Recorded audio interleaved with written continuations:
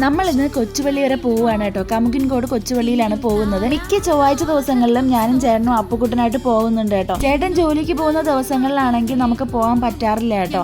അപ്പൊ നമ്മൾ പോയ സമയത്ത് നല്ല തിരക്കുണ്ടായിരുന്നു. ഓരോ ദിവസം കൂടുന്തോറും ഇവിടെ വരുന്ന ആൾക്കാരുടെ എണ്ണം കൂടി വരികയാണ് കേട്ടോ. കാരണം വണ്ടിക്ക് പോലും പാർക്ക് ചെയ്യേണ്ട സ്ഥലം കിട്ടാറില്ല. ഓരോ ദിവസം വരുംതോറും പാർക്കിംഗ് ഏരിയ ഇവർ കൂട്ടി വരികയാണ്. അത്രയ്ക്ക് ആളാണ് കേട്ടോ അവിടെ. ചൊവ്വാഴ്ച ദിവസങ്ങളിലാണ് കേട്ടോ കൂടുതൽ ഇവിടെ ആൾക്കാർ വരാറുള്ളത്.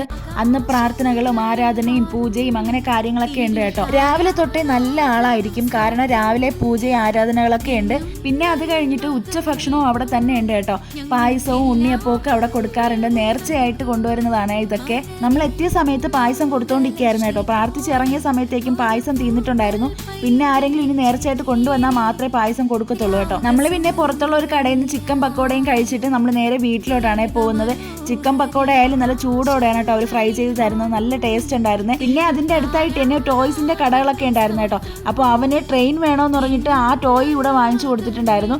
അപ്പോൾ ഇന്നത്തേക്ക് ഇത്രയേ ഉള്ളൂ. അടുത്ത വീഡിയോയിലൂടെ കാണാം. ബൈ.